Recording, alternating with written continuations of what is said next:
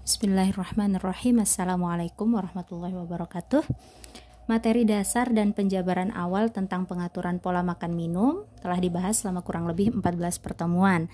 Akan tetapi untuk mendapatkan komposisi tubuh yang seimbang serta jiwa raga yang sehat dan kuat, tidak cukup hanya dengan menjalankan syariat makan minum halal thayyib tidak berlebih saja. Untuk mendapatkan komposisi tubuh yang seimbang serta jiwa raga yang sehat dan kuat, kita juga harus melakukan syariat-syariat yang lainnya. Salah satunya adalah syariat yang berkaitan dengan pengaturan pola gerak atau dengan kata lain olahraga. Kita akan membahas ini hari ini. Apa sih dalil yang bisa kita gunakan sebagai pondasi dalam menjalankan pola gerak yang baik? Dalil yang pertama adalah dari Al-Quran surat Al-Anfal ayat 60 yang artinya, dan siapkanlah untuk menghadapi mereka kekuatan apa saja yang kamu sanggupi.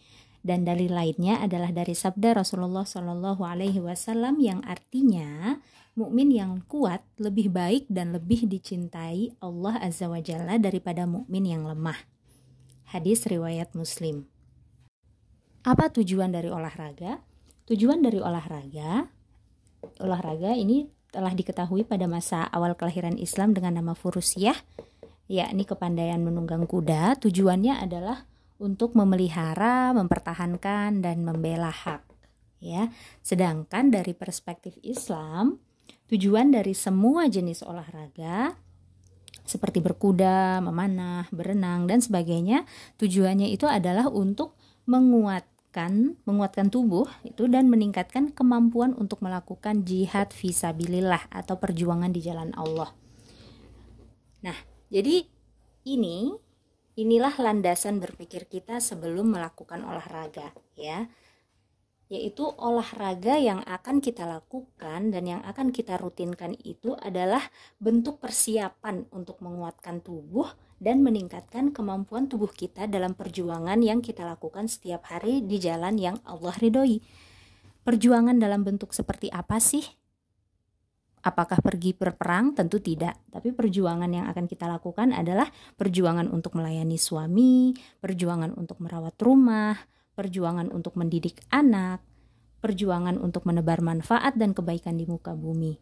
Dan semua perjuangan khusus yang dilakukan oleh kaum perempuan ini membutuhkan kondisi jiwa raga yang sehat, yang kuat, dan yang tangguh. Kita telah belajar untuk menjaga kesehatan, kekuatan, dan ketangguhan jiwa raga dengan cara mengatur pola makan minum. Maka sekarang kita akan berlanjut ke pembahasan tentang pengaturan pola gerak atau olahraga. Ketika mendengar kata olahraga, biasanya yang terbayang di pikiran kita adalah jenis-jenis sport, ya, seperti bulu tangkis, sepak bola, basket, lari sprint, lari maraton, berenang, bersepeda, dan yang semacamnya. Karena begitulah konsep olahraga yang kita pelajari sejak dulu, sejak masih di bangku sekolah hingga saat ini. Pemahaman ini akhirnya membuat banyak orang berkata, "Enggak saya enggak suka olahraga." Ya, banyak orang yang mengaku malas berolahraga karena membayangkan diri mereka harus berada di luar ruangan dan harus bersama serta dilihat oleh banyak orang. Padahal olahraga tidak seperti itu. Ya. Selain itu, banyak juga orang yang sering menganggap bahwa olahraga itu patokannya hanya tubuh bergerak dan keluar banyak keringat. Sehingga banyak ibu rumah tangga yang merasa tidak perlu dan tidak mau berolahraga secara khusus karena menganggap bahwa sepanjang hari tubuhnya sudah banyak bergerak, sudah melakukan banyak kegiatan, sudah ngepel, sudah keliling pasar, sudah beberes rumah, dan tentunya kegiatan-kegiatan itu sudah membuatnya banyak memproduksi keringat. Ternyata pemahaman ini juga keliru. Jadi sebenarnya apa sih olahraga itu? Olahraga adalah segala hal yang berkaitan dengan pola gerak teratur dari 3 hal berikut ini, yaitu gerak badan, gerak pikiran, dan gerak nafas. Ketiga hal ini saling berkaitan pada saat kita melakukan aktivitas gerak yang bernama olahraga. Pada saat menggerakkan badan, kita harus memfokuskan pikiran pada anggota tubuh yang sedang digerakkan. artinya tidak melamun dan tidak memikirkan hal yang lain-lain, sekaligus mengatur nafas, karena oksigen yang kita hirup akan digunakan untuk menghasilkan energi bagi sel-sel tubuh yang sedang dilatih atau yang sedang digerakkan tersebut. Olahraga atau aktivitas gerak ini terbagi menjadi dua. Satu, gerak yang memberikan efek atau pengaruh terhadap otot jantung. Dan dua, gerak yang memberikan efek atau pengaruh pada otot rangka. Secara khusus, olahraga bertujuan untuk memberikan tekanan pada otot. Baik itu tekanan pada otot jantung maupun tekanan pada otot rangka dalam jangka waktu yang pendek. Ya, agar otot-otot tersebut, otot-otot yang diberikan tekanan ini dapat bertumbuh dan berkembang sehingga jaringannya menjadi lebih tinggi, lebih kencang dan lebih kuat. Bagaimanakah mekanismenya ketika kita melakukan olahraga, kemudian otot jantung dan otot rangka menjadi lebih kencang dan lebih kuat? Begini penjelasannya. Ketika kita melakukan aktivitas olahraga atau memberikan tekanan pada otot, baik itu otot jantung maupun otot rangka, otot-otot ini akan mengalami kontraksi dan relaksasi. Ketika otot-otot ini mengalami kontraksi dan relaksasi, akan muncul retakan-retakan mikroskopik atau retakan-retakan halus di dalam serabut otot-otot tersebut. Retakan-retakan halus ini kemudian akan membuat tubuh memproduksi molekul bernama sitokin.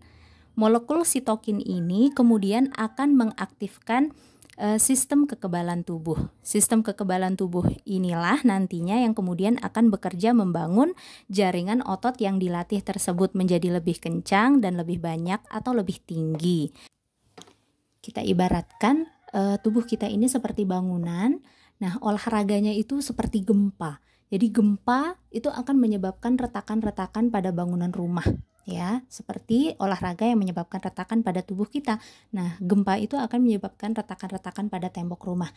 Retakan ini semacam sinyal. Sinyal ini nanti yang akan memanggil para tukang ini untuk datang memperbaiki retakan-retakan pada rumah tersebut.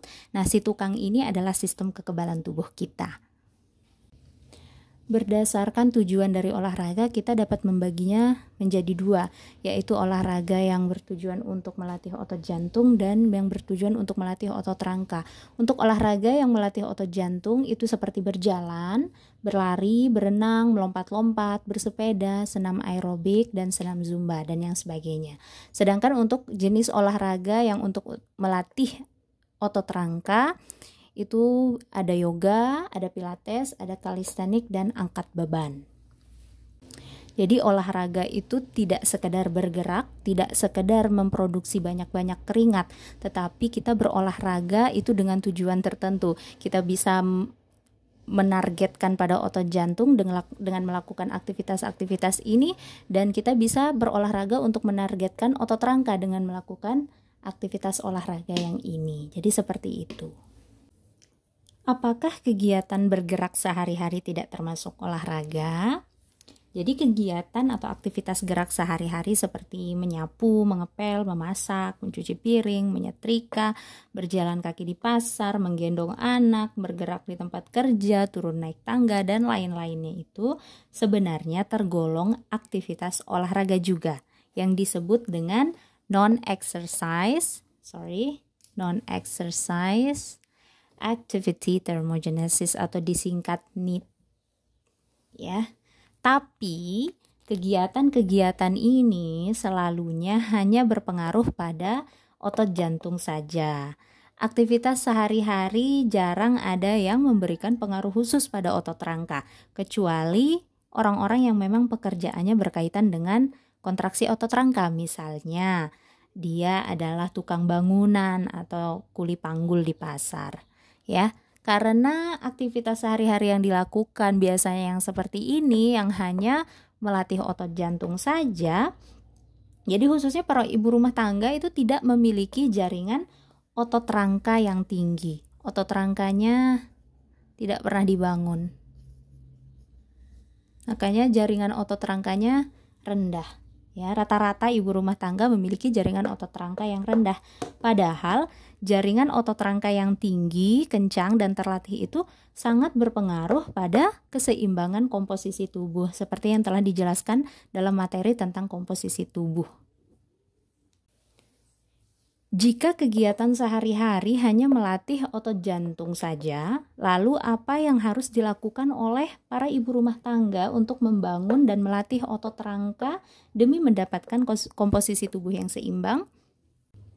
Yaitu dengan melakukan strength training atau olahraga yang bertujuan untuk melatih otot rangka, yang tujuannya untuk memberikan tekanan pada otot rangka. Ada 4 pilihan olahraga untuk strength training, yaitu yoga, pilates, calisthenics, dan angkat beban. Yoga dan pilates tergolong low impact strength training, artinya aktivitas gerak ini menggunakan beban yang rendah, sehingga pengaruhnya ke retakan serabut otot rangka juga sedikit. Yoga dan pilates lebih menekankan pada keseimbangan dan fleksibilitas tubuh. Yoga dan pilates lebih banyak menggunakan beban tubuh sendiri, bukan beban alat tambahan. Calisthenics adalah olahraga beban dengan menggunakan bobot tubuh sendiri yang ditopang oleh benda lain seperti lantai, kursi, meja, palang besi, dan lain-lain. Calisthenics menekankan pada kontraksi otot rangka dengan melakukan kegiatan menekan, mendorong, dan menggelantung atau menggelayut. Sedangkan latihan beban atau angkat beban tergolong high impact strength training.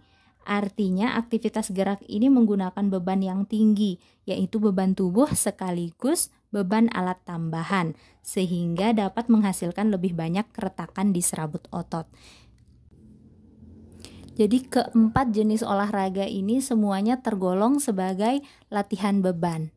Ya, latihan beban. Bedanya adalah yoga, pilates dan calisthenics ini menggunakan beban tubuh sendiri. Ya, yang 3 ini beban tubuh sendiri, yang ini ringan, yang ini lebih berat, ya, levelnya lebih berat. Nah, sedangkan yang angkat beban ini menggunakan alat tambahan seperti misalnya dumbbell, barbel, atau benda-benda lain yang kita jadikan sebagai alat untuk diangkat, ya. Dan ini high impact. Jadi calisthenics dan angkat beban ini dua-duanya high impact. Tapi semua ini tergolong sebagai latihan beban. Calisthenics dan angkat beban adalah pilihan olahraga yang sangat efektif untuk menaikkan jaringan otot rangka, karena calisthenics dan angkat beban dapat dengan cepat memunculkan banyak retakan pada serabut otot rangka, sehingga sistem kekebalan tubuh dengan cepat akan bekerja memperbaiki retakan-retakan tersebut dan akhirnya membuat jaringan otot menjadi lebih tinggi, lebih kuat, dan lebih kencang, seperti yang dijelaskan tadi, yang ada gambar rumah yang kena gempa itu, ya. Selain itu, calisthenics dan angkat beban ini tergolong pilihan olahraga yang sangat murah dan sangat mudah. Kenapa? Ya, karena satu, bisa dilakukan di rumah, bahkan di ruangan sempit sekalipun, tanpa harus mendaftar di gym. Kemudian bisa dilakukan kapan saja, pagi, siang, atau sore. Bisa dicicil juga. Dan yang terpenting adalah karena ini olahraga yang bisa kita lakukan dengan menggunakan beban tubuh sendiri dan atau benda-benda lain yang ada di rumah kita, yang tersedia di rumah kita. Kalau ada galon, pakai galon. Kalau ada botol air mineral yang diisi kerikil, bisa pakai itu. Jadi benda apa saja, meja, kursi, itu semua adalah alat olahraga yang bisa kita gunakan. Jadi tidak ada alat-alat khusus. Itulah mengapa latihan beban ini tergolong murah dan mudah. Ada 4 hal penting yang harus diperhatikan pada saat melakukan olahraga beban, yaitu yang pertama adalah melakukan gerakan dengan posisi tubuh yang tepat. Hal ini untuk menghindari cedera. Yang kedua adalah melakukan gerakan dengan teknik yang tepat, teknik gerakannya tepat. Hal ini untuk memaksimalkan kontraksi dan relaksasi otot. Akan tetapi, untuk teknik gerakan ini untuk pemula sebaiknya jangan terlalu dipusingkan, ya. Jangan terlalu dipusingkan. Cukup melakukan gerakan yang sekiranya tidak membuat sakit. Jadi, kenapa saya mengajarkan untuk teknik gerakan ini harus diperhatikan, karena kan kita tidak selamanya akan menjadi pemula. Saya ingin sahabat semua ini pola pikirnya dari sekarang bahwa tidak akan selamanya menjadi pemula, nanti akan terus akan terus bertahap naik level gitu ya. Jadi secara bertahap juga teknik gerakan ini diperhatikan. Jadi untuk awal-awal jangan terlalu diperhatikan, maksudnya jangan terlalu pusing, saya nggak bisa gerakan ini, nggak sempurna nih gerakannya, nggak usah olahraga aja deh gitu kan, jadinya seperti itu. Tidak, jadi untuk pemula lakukan gerakannya dengan gerakan yang mudah dulu, tidak perlu terlalu dipusingkan tekniknya, asalkan digerakkan dengan cara yang tepat, artinya tidak membuat sakit. Tapi ini harus ada, mindset ini harus sudah ada, bahwa kita harus melakukan gerakan olahraga dengan teknik gerakan yang tepat, ini harus ada, karena kita akan naik level gitu ya. Untuk selanjutnya yang perlu diperhatikan adalah fokus atau konsentrasi. Jadi pikiran dan otot itu harus terkoneksi. Hal ini untuk memaksimalkan kontraksi dan relaksasi otot. Jadi jangan ngelamun saat olahraga. Misalnya waktu menggerakkan otot bicep, lengan. Jadi fokus di otot yang sedang digerakkan tersebut supaya lebih maksimal kontraksinya. Dan yang keempat adalah mengatur tempo gerakan. Artinya tidak terburu-buru saat melakukan gerakan, ya. Untuk olahraga beban ini memang temponya tidak secepat kardio. Misalnya pada gerakan squat itu nanti ada beberapa detik kita tahan, kemudian berdiri, kemudian squat jongkok lagi, beberapa detik ditahan, kemudian berdiri lagi. Nah, di situ bedanya antara olahraga beban dengan kardio. Kalau kardio memang lebih cepat sehingga dia jantung lebih terfokusnya di otot jantung ya. Jadi mengatur tempo gerakan ini supaya tidak terburu-buru ya, dan lagi-lagi supaya gerakan dan posisi tubuh juga jadi terjaga, kita bisa mengontrolnya kalau tempo ini diatur ya. Selain itu, mengatur tempo ini juga untuk mengatur pernafasan ya. Karena pernafasan itu akan berpengaruh pada jumlah asupan oksigen. Semakin baik tempo gerakan yang kita lakukan, semakin teratur ya, pernafasan kita semakin teratur, maka akan semakin banyak oksigen. Oksigen yang kita asup ke dalam tubuh lewat pernapasan itu akan semakin banyak. Nah, oksigen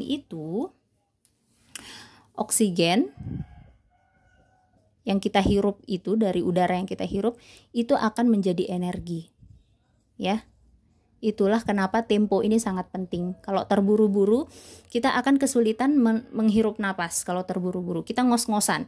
Kalau ngos-ngosan, otomatis pernafasan kita tidak maksimal, oksigen yang masuk juga tidak maksimal, energi untuk sel-sel tubuh yang sedang digerakkan itu juga jadi sedikit gitu loh ya. Itulah kenapa tempo ini sangat penting. Apa saja istilah-istilah dalam olahraga beban? Ini adalah beberapa istilah yang akan sering saya gunakan kalau sedang menjelaskan tentang olahraga di grup ya. Istilah yang pertama adalah warming up, artinya pemanasan. Cooling down ini pendinginan. Stretching ini peregangan. Jadi gerakan cooling down dan stretching biasanya sama ya. Jadi gerakan stretching ini bisa kita gunakan untuk cooling down. Kemudian ada upper body, ini artinya tubuh bagian atas, dari pinggang ke atas. Ya. Ini pinggang ke atas, ini namanya upper body. Kemudian lower body adalah tubuh bagian bawah, dari pinggul ke bawah. Kemudian ada core. Core itu otot inti yang menopang panggul, tulang belakang, kemudian pantat atau bokong, kemudian punggung, pinggul, perut ya.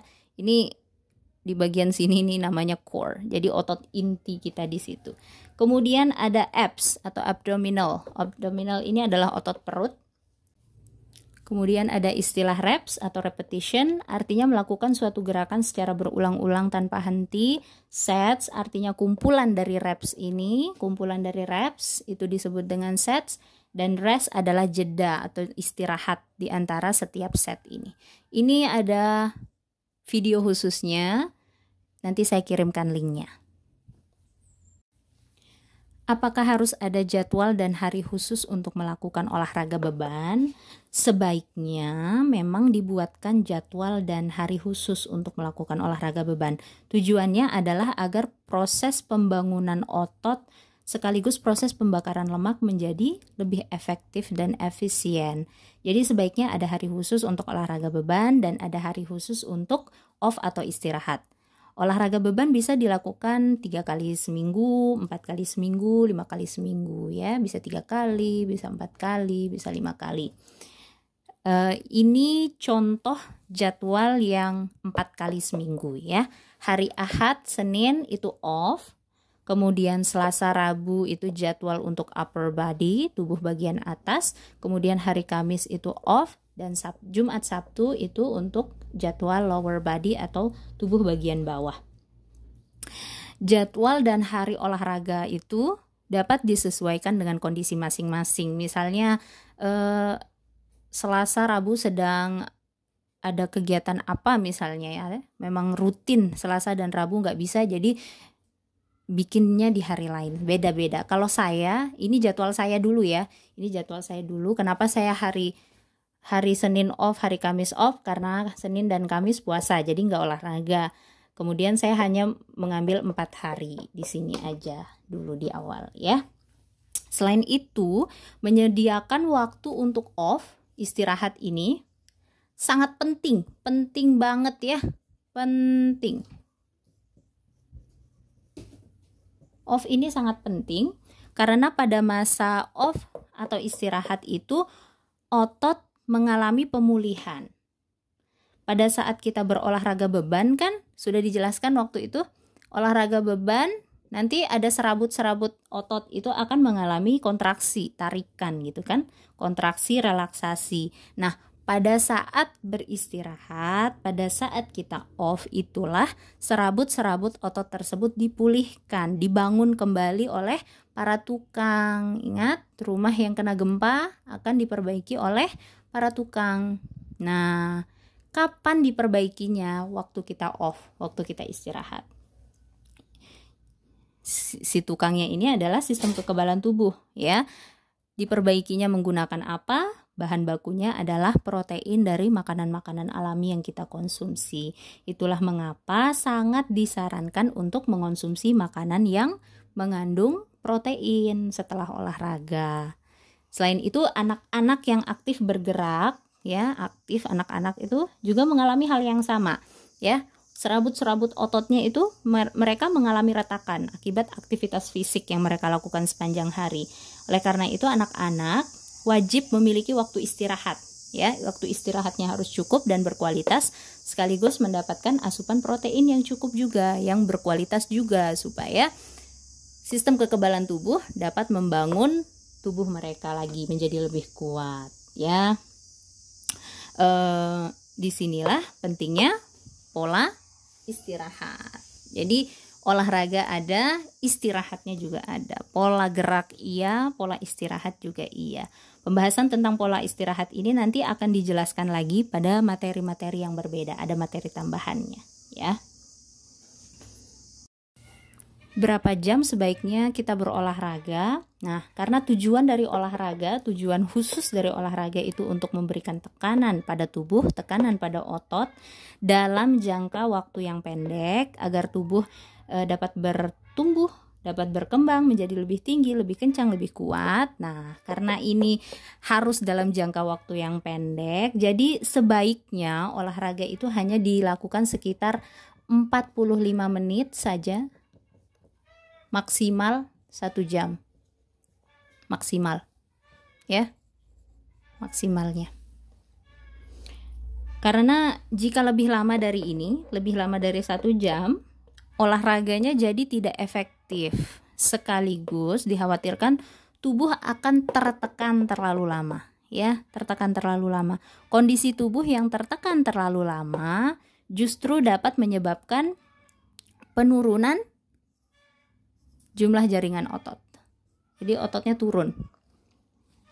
Padahal tujuan kita berolahraga itu adalah untuk melatih dan menaikkan jumlah jaringan otot rangka. Jadi bukan diturunkan, gitu, bukan sebaliknya. Karena kita telah pelajari, kita sudah belajar bahwa ketika jumlah jaringan otot rangka ini turun, nanti kekuatan tulang juga akan menurun. Nah, inilah yang kita hindari. Kita tidak mau ini terjadi, ya. Yang kita inginkan adalah jaringan otot naik supaya tulang juga kuat. Saya pribadi sering melakukan olahraga selama 1 jam sebelum makan pertama. Sebelum berbuka intermittent fasting. Jadi setelah olahraga itu saya langsung berbuka dengan menu protein yang tersedia. Selain itu olahraga sebelum makan pertama, misalnya saya puasa intermittent fasting, ya, intermittent fasting nanti mau M1 berbuka itu di jam 10 misalnya, jam 10 M1-nya. Jadi saya saya olahraganya nanti di jam 9 sampai jam 10. Nanti ini langsung makan yang makanan alami yang kayak protein gitu, ya. Selain itu juga karena supaya bisa dapat memaksimalkan asupan protein, penyerapan protein, saya juga olahraga pada kondisi intermittent fasting ini juga untuk mempercepat proses autofagi. Mempercepat proses autofagi.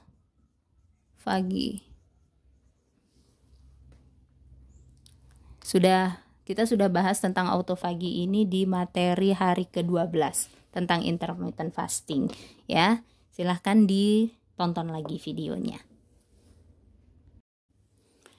Apakah benar-benar harus berolahraga dalam kondisi sedang menjalankan intermittent fasting? Kalau sedang kondisi intermittent fasting berarti olahraganya harus pagi aja dong. Tapi bagaimana dengan para pekerja? Tidak, ya. Tidak. Seperti yang disebutkan sebelumnya bahwa olahraga itu bisa dilakukan kapan saja. Bisa pagi, bisa siang, bisa sore. Tidak harus di pagi hari pada saat sedang menjalankan intermittent fasting. Nanti akan dijelaskan tentang cara mengatur model olahraga, ya. Ada model olahraga yang kalau menurut saya pribadi itu cukup efektif bagi pekerja yang tidak punya waktu khusus. Kadang kan teman-teman yang kerja nih dari pagi kan sampai sore, kapan nih olahraganya gitu. Sedangkan malam ada waktunya cuma malam, waktu khususnya cuma malam gitu.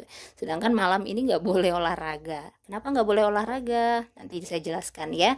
Tapi waktu yang bisa kita gunakan untuk olahraga adalah pagi, siang, sore. Nanti saya akan jelaskan tentang model olahraga dan juga olahraga dengan cara mencicil. Ini sangat cocok untuk orang-orang yang sibuknya luar biasa, sibuk di rumah mengurus anak, sibuk di tempat kerja sehingga nggak ada waktu khusus, ya. Kalau saya pribadi kan punya waktu khusus nih, ada jadwal khusus. Saya punya banyak waktu lowong, bisa pagi nih saya nggak ada kesibukan, makanya saya bisa olahraga pagi. Nah, bagaimana dengan teman-teman yang bekerja? Nanti ada penjelasannya. Tapi yang pasti bahwa kita tidak harus olahraga dengan kondisi intermittent fasting dan tidak harus berolahraga di pagi hari saja. Jadi bisa pagi, siang, atau sore. Itu saja materi untuk hari ini. Selamat mengamalkan ilmu. Semoga Allah senantiasa memudahkan kita dalam mengamalkan ilmu ini. Wassalamualaikum warahmatullahi wabarakatuh.